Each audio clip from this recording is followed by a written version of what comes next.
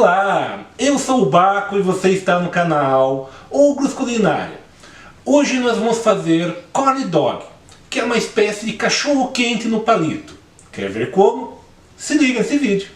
Para preparar o seu corn dog, você vai precisar de uma xícara de flocão de milho, uma xícara e meia de farinha, 200 ml de leite, 2 ovos, 8 salsichas, podem ser salsichas cruas ou então fervidas por 1 minuto em água, 8 espetinhos para churrasco, 1 colher de sopa de açúcar, 1 colher de chá de fermento químico e meia colher de chá de sal, além de óleo de soja para fritar.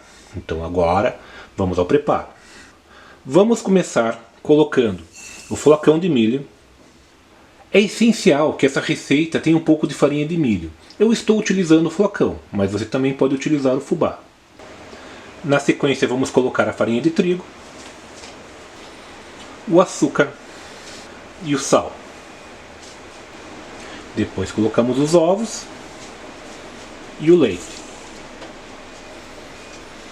Então é só misturar bem. Depois que a mistura estiver homogênea, vamos colocar o fermento químico. E mais uma vez misturar.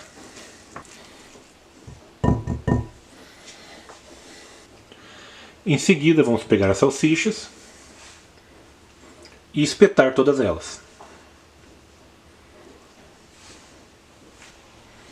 E depois que elas estiverem todas espetadas, eu vou pegar a massa que eu preparei e colocar dentro de um copo longo e empanar elas uma a uma.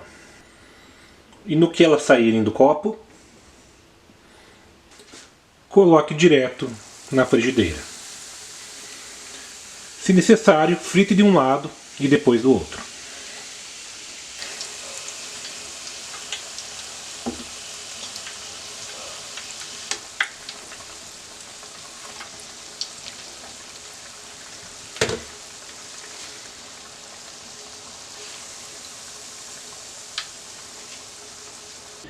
E assim que os corn dogs estiverem fritos, vamos finalizar com mostarda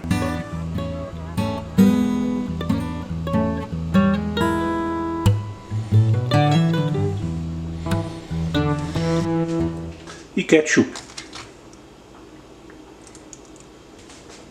E então é só experimentar.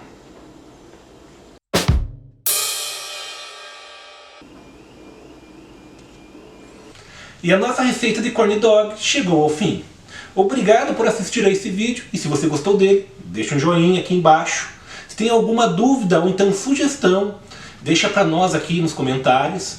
Se ainda não é inscrito em nosso canal, inscreva-se e até o próximo vídeo.